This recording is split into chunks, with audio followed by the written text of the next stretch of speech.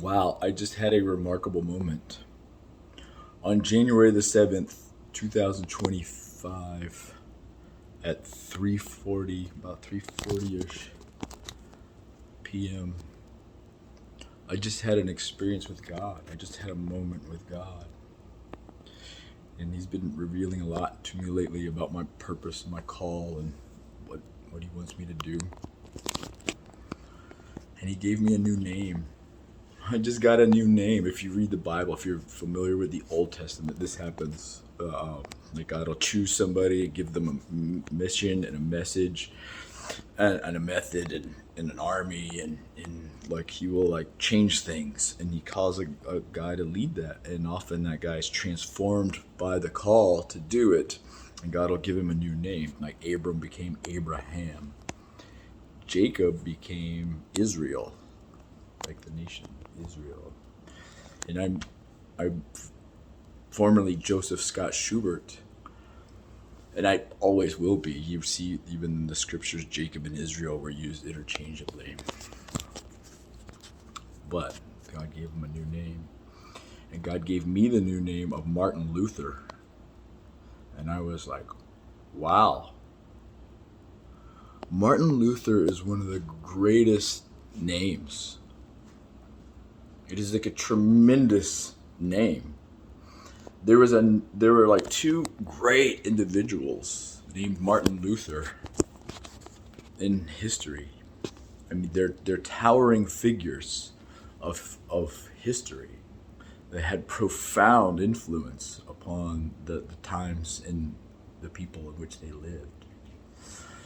The most recent one was Martin Luther King, and he was a Southern preacher who literally changed the way society functioned and operated in their treatment towards our African American or black or dark skin, whatever they say. I didn't even. Stuff seems silly to me. It's like the skin color. You're measuring their skin color. That is the dumbest way to measure an individual. It's like they have a mind and a heart and a soul, and they're like the son or daughter of God, and that's what they want you to do. They want you to the thinnest possible identity is your skin. They want you to identify with that. Are you kidding me, man? What does the skin do? It does nothing. But they were mistreated for it, man. It's like a sick disease through human history of slavery, man, that manifested in on this continent before the United States of America was a country. It was under British rule before that. And slavery was already here before this country formed, but our forefathers gave us a form of government. It didn't fix it by founding the form of government, but founding this form of government fixed it. There was a big civil war over the whole subject of slavery, but there was still kind of a social slavery taking place in the ideas of people, the way they thought affected the way they lived, and black people weren't integrated into society in some places in the South. That's where I'm from. But Martin Luther King came along with a vision, a great vision in his heart, and a great oratory from his mouth and his mind.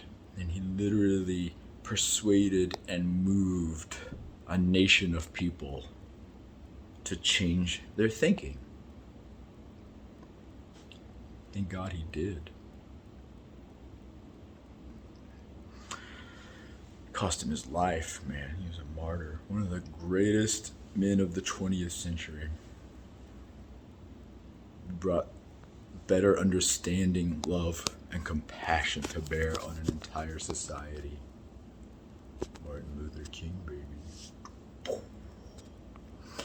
And then there was another great Martin Luther, probably the one who first made it famous, and he was in Europe around 1519, 17. I don't know. I'd have to check the date on that specifically, but sometime around there.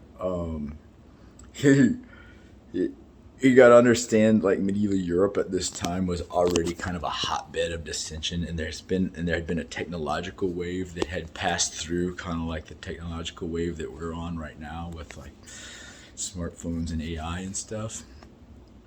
And so they were on the technological wave of the printing press. So now the clergy no longer had full control over books and information and ideas being passed around in writing.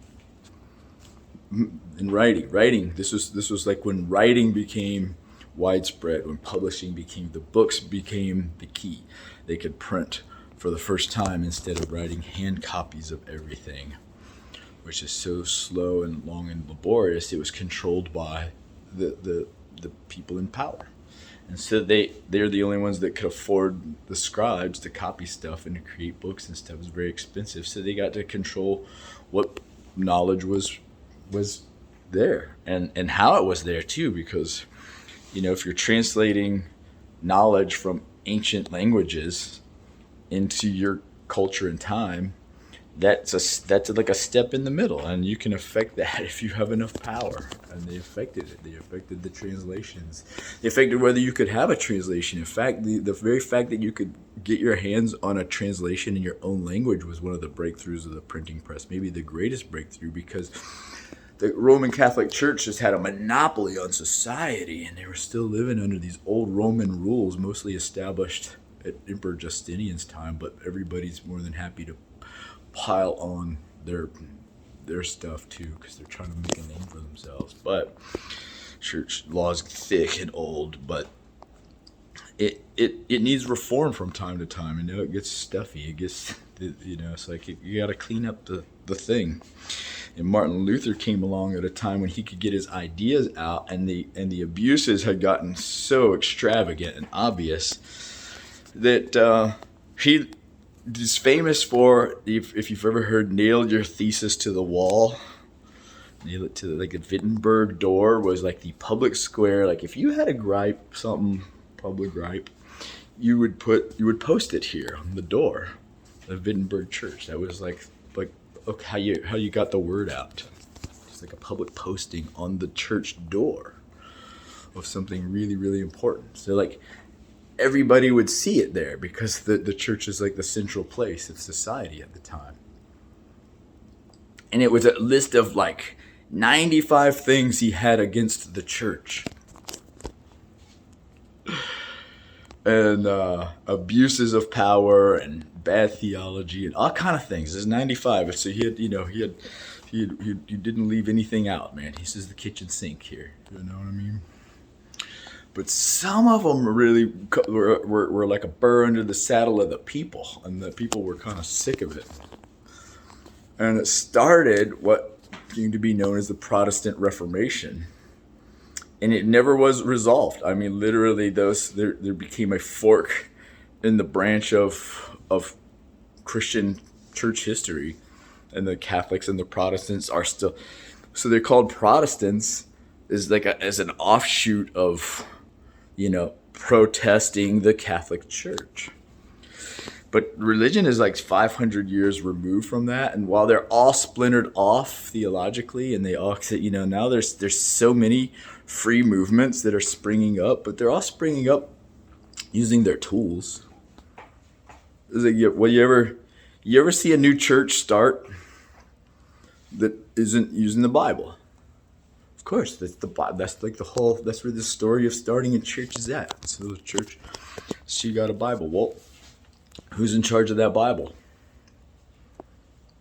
It's like, even if you get your hands on the Bible, if the Bible itself has been translated in such a way as to like lean a certain way theologically, to try to emphasize certain ways of thinking, and bolster them up with the translational choices that they make, to maybe even like get something out of order to twist the overall meaning of the Bible itself, because you gotta look at things through the lens of interpretation. First of all, it's a large book, so which which verses influence which verses.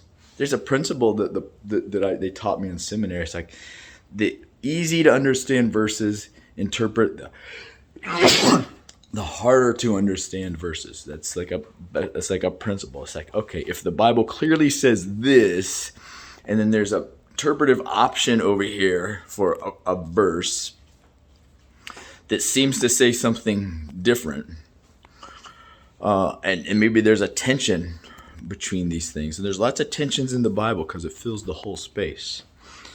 There's lots of tensions in understanding what the Bible actually says. Well, which one are you going to give more weight to?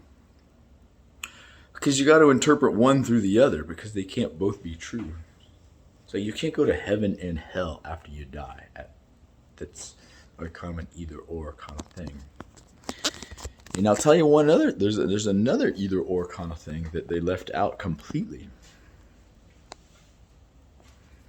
Is there a hell or is there not a hell? Is this like afterlife experience? Is there an afterlife experience called hell? It's not that they left it, they got the tension of this so far out of balance that they've emphasized it in all of their translations, and it's kind of become the foundation of the religious institution. And it started a long time ago. It was not like this in the beginning. The early church believed that Jesus died for the sins of the whole world. Period. Period, man. He wiped them all clean. There's no more guilt. There's no more rejection from God. It didn't happen anymore. But then over time, it took them a long time, about 500 years to fully pull it off. The power brokers saw the value of this Christian thing, and then they made a move to get a monopoly on it, and they cornered the bureaucracy, and they bought them out, paid them off, influenced them, and they got in charge of all the leading bishops and anybody that opposed at this point from 325 on under Constantine. They got kicked out, man. So it's like they just hijacked the church, man. The institution, the bishops that were there voted with Constantine and got his political power and protection. And it's been that way ever since. But it didn't take a couple hundred years, which seems like a long time to us, but things moved slower back then. It didn't take a couple hundred years until an enterprising emperor named Justinian the Great that literally outlawed the gospel of Jesus Christ. Made it conditional. He made it conditional. With the help of Augustine, that came along 100 years before him. Augustine was not very popular in his day. Nobody believed what Augustine believed. But Augustine served the needs of the power brokers, man. Augustine gave them the power of hell. Power of hell. Hell as a Christian, as a Jesus teaching. And they completely miss the irony that every time Jesus is talking about hell, he's talking to somebody that believes that, and he's trying to show them the implications. If you believe in hell, you're the one experiencing hell. They completely misunderstand the Bible. They don't understand what it says, why it says it. They don't understand the meta-narrative, the framework, and they've reduced it down to just a tool of the state to literally, it's a scare tactic, man. It's a scare tactic. If they have ultimate power over where you reside forever, and one of the options is eternal punishment, and they get to set the rules on who gets in and who gets out, dude, it is the ultimate psychopathic power move. And they've been doing it for a long time. And it's going to stop. It's going to stop. It harms the psyche. It's not healthy. I know this because I went through their junk. They learned their stuff, lived their stuff. Their stuff is destructive to human mind and soul. And it's false and provably false. The Bible does not teach that God is a psychopathic monster who tortures people forever. And the only reason they would ever say that is because they do not know my heavenly Father. For if they knew my heavenly Father, if they spent time with him and they actually felt his presence and knew his character and knew how he worked and just like actually walked with him and lived with him and gotten to know his ways, you would know for certain that he wouldn't even build a place like that. He is a redeemer. If they walked with our brother Jesus, who said, I will be with you always. He is with us. How can you be with him? Oh, this is going to be an interesting. Let's see the theologians out there argue about the presence of Jesus with us. They will say anything because they're blind and they don't walk with Jesus. They don't even know his literal presence is with us because they are separated from the spiritual world in their minds because they're eat up with the poison that they spread. And the poison they spread is this idea of sin and guilt and shame and condemnation and separation from God. And they sow this poison on purpose so that they can sell you the cure. And they're deceived. They're so eat up with the poison. They think it's truth and they just keep eating the poison themselves. And they think the solution to the poison is for them to convince you to take the poison. It's a really sick mental health problem that is infecting the church and the institution for a long time. Look, we know when it happened at the Fifth Church Council. We know that's when they took the gospel away. They tried to condemn the greatest church father of all, Church Father Origen, who had been in heaven for a couple of 100 years at that point. Emperor Justinian, had him excommunicated and condemned and had his writings condemned.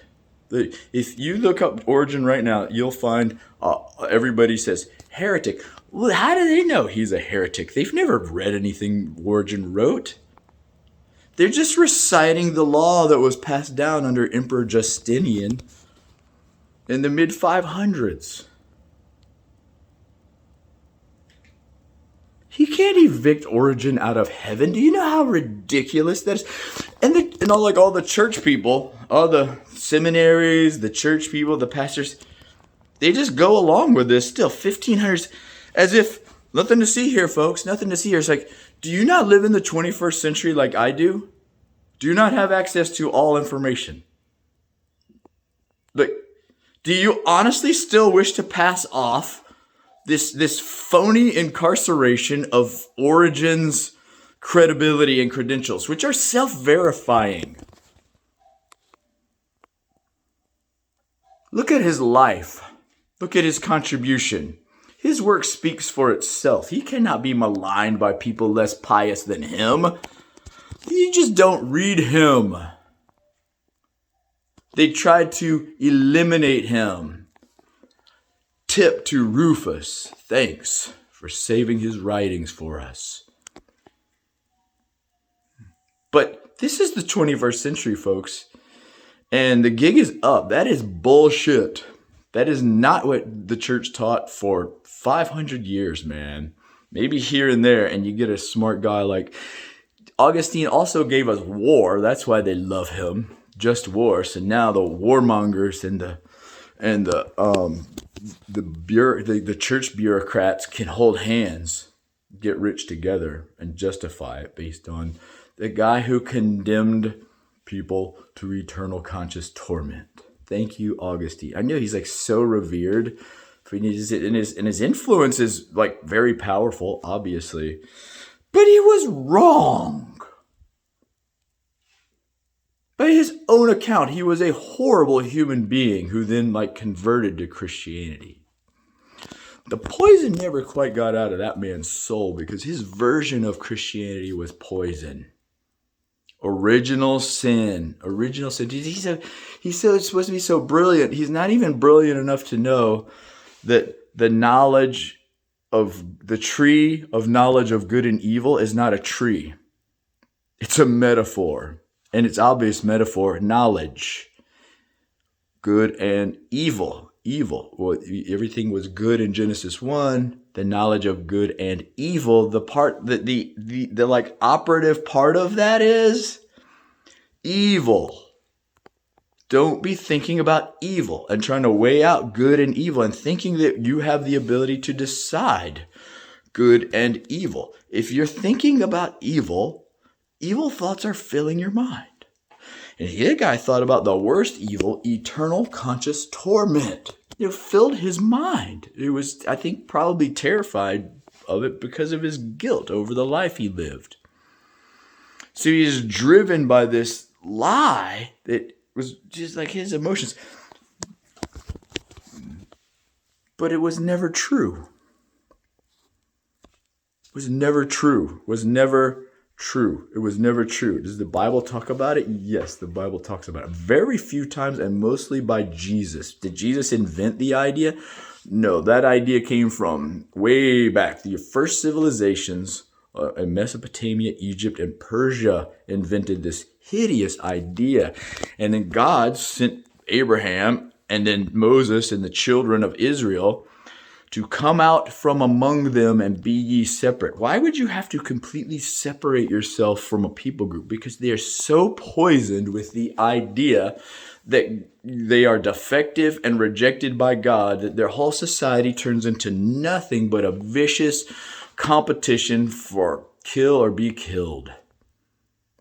And it starts with that condemnation right there. And they all believe that. So God brought them out into their own land and said, do not intermingle with that way of thinking. That way of thinking leads to death. Thinking that you are defective and rejected by God is toxic and poisonous. I know because they filled me with that poison and I drank it all the way to death. In a spiritual death, I died. I wanted to die for 11 years after their garbage fell apart for me in Iraq. But I didn't. I survived. My body was so strong.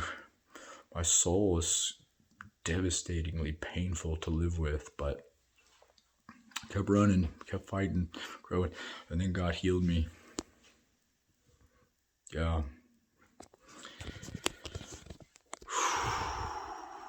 He healed me with the truth, which is the gospel of Jesus Christ, which is the good news.